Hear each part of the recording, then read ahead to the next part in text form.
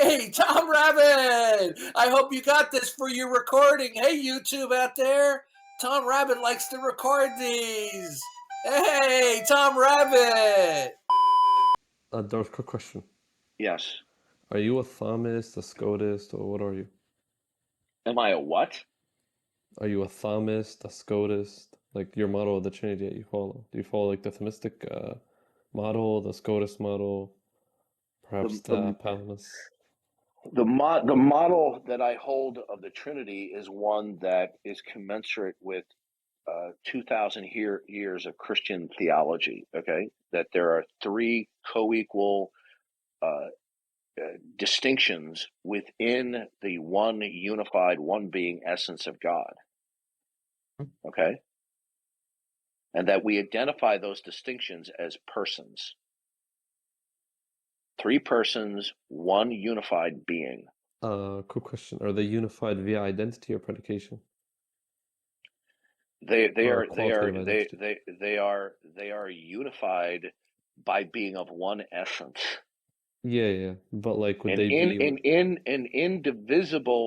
an indivisible essence, although there are distinctions within the essence. Yeah. Like for example, yeah, yeah. Like Thomas, for example, they'd say the persons are identical to the essence.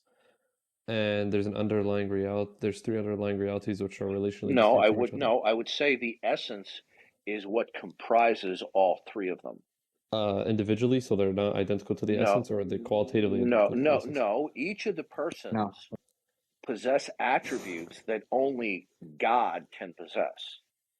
Okay. Okay. So, First of all, when we start describing God, we need to be very careful that God cannot reveal to us exhaustively what he is. So he has to speak to us in an analogical fashion. He has to take certain things that we know that are analogical or analogies in order to communicate to us because we can't understand God exhaustively. So when we talk about God being three persons, one being, one essence, we're always speaking analogically. Okay? Now, yeah. when we study the New Testament, it becomes clear.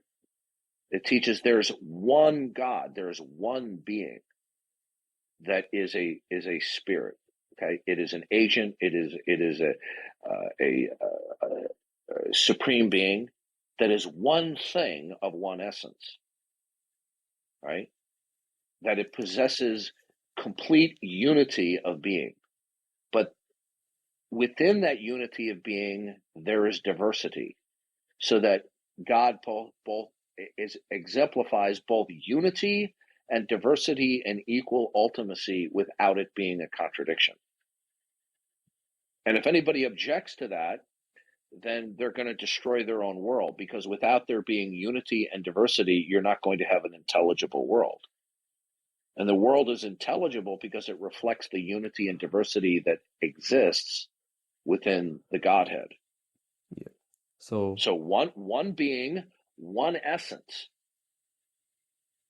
Okay? Just one essence. It's not that there are like three distinct essences that are glued together.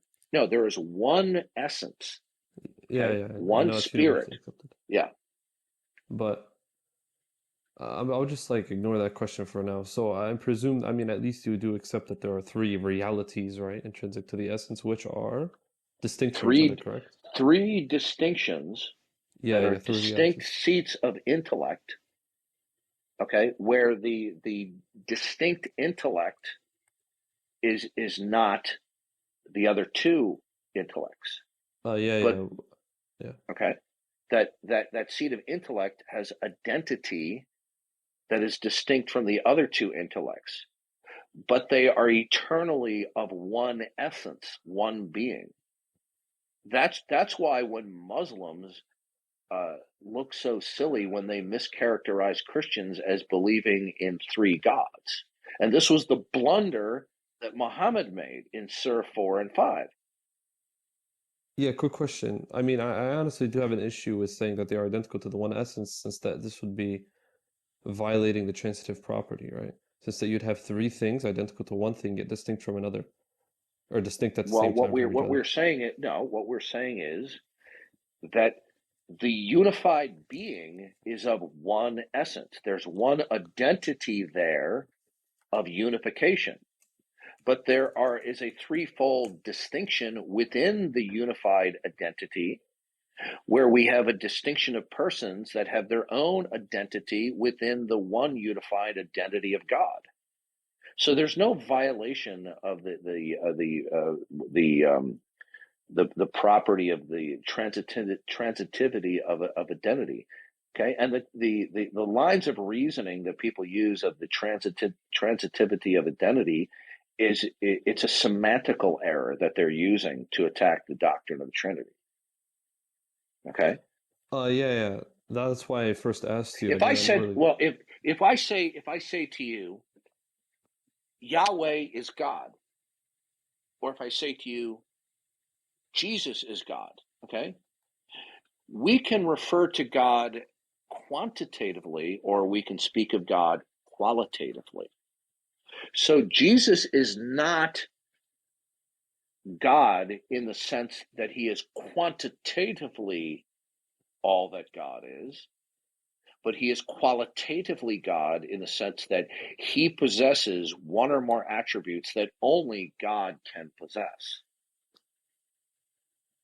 Yeah, And you see, yeah, go ahead. regarding what you said about transitivity, the reason why I actually asked you whether you believe in identity or predication or something like qualitative identity was because of this very issue. I mean, I never really got like a straightforward answer. I mean, sure, you could say that they're unified, but in what sense? Via qualitative identity, predication, or identity. So you would essentially have those three Are you options. saying does the unity itself, is a characteristic of a single identity?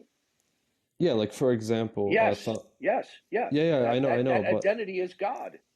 I know, but God is a single unified being. I know, but would you say that they're unified via identity or predication?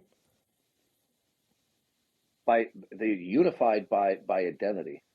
Okay, yeah, so transitivity essentially would still apply here. No, because And why is that? when we're talking about the word God, as I said, I made a very careful distinction between speaking quantitatively versus qualitatively. So when it says in the beginning was the Word, and the Word was with God, and the Word was God, it's using the word God with a different nuance. Okay? When we say the word God, it doesn't always mean exactly the same thing. It has a range of meaning, as we use in language all the time. Words have a range of meaning.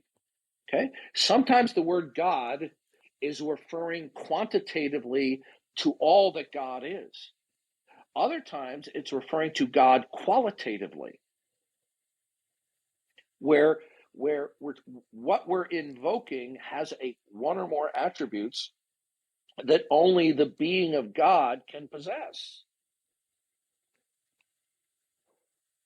So you need to be very careful about trying to use logic as a defeater to God. And here's why. Okay? Whatever you're going to use as a defeater for a God concept will either itself have to be the ultimate and the absolute, or what you're using as a defeater derives from the ultimate and the absolute.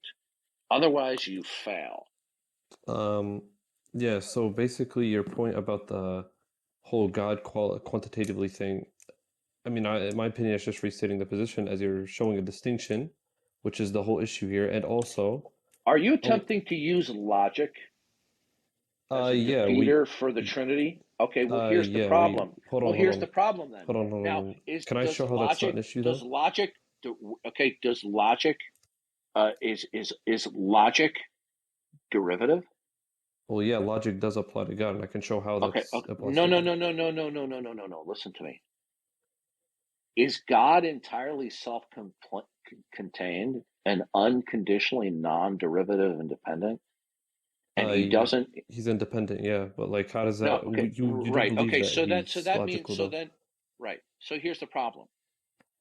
If you're going to use logic, okay, whatever rationale that you're going to use that you call logic, okay, logic itself is an abstraction. Okay?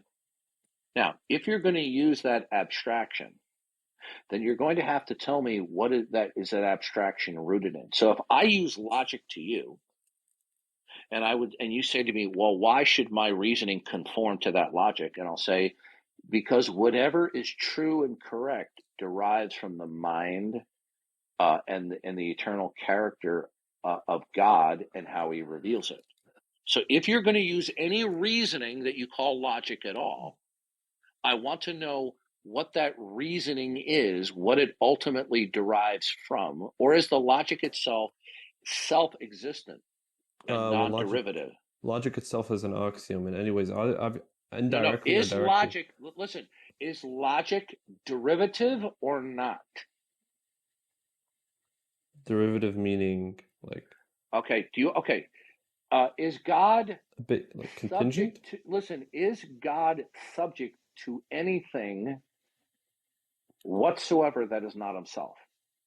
No, he's independent. But wait, can I show how Right. logic is applied to So God then though? if you're going to use logic as a defeater for the Christian God, then I want to know is what is the source and basis of logic? What would that Yeah, be? sure. So if If it you're gonna is not apply the logic to Christian God, God, then what is the source and basis of logic?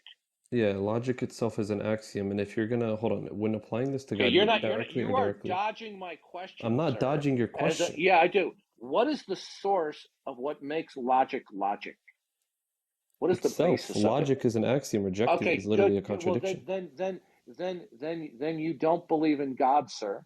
No, I don't, and I'll show you how logic is literally applied to God. You have to sir. let me show you You're how. not You're not understanding. Okay, because what you are saying is that there is some realm, whether it be concrete or abstract objects, that exist with not a non-derivational and non-dependent status from the mind and eternal character of God. Does logic exist either No, because concretely or logic itself doesn't abstractly? have its own extra mental ontology. Listen to It does me. not have an Listen to actual me. ontology as You're of God has an bickering with ontology, me now nor does it because have you're any not causal letting me power. finish. As You're you said, it's an bickering. abstraction. You're It's not a bickering, concrete and being. you're about to be removed from the stage. This is what unbelievers and Muslims do all the time. When you get cornered, okay, when you get cornered by a question of analysis, then what you do is you go into bickering mode, which is what you are doing right now. Now, I'm not. logic, whatever you want to conceive logic is, either concretely or abstractly, is it something that is self-contained within itself and Yes, it's non-derivative of necessary in God? the sense that it's modally in every No, single sir, possible world. you're Uh, not, listen to me. Listen to me carefully. Good, then you no longer believe in God. Because if no, there is something that, that does okay, not follow. listen, bicker with me one more time. Go ahead, overtalk me one more time. I mean, you overtalked me as I was Okay, literally explaining. What's goodbye. your All point? right, goodbye. What? All right. You want to be like a little child? Okay, goodbye. Okay.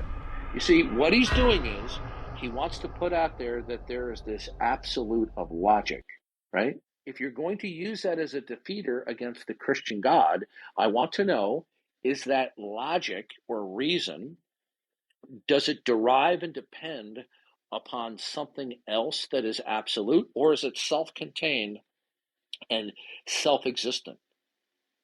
That it exists unto itself. And we all heard him right there. He basically was saying, without coming out and directly saying, that it was existed unto itself. Thank you, Tom Rabbit.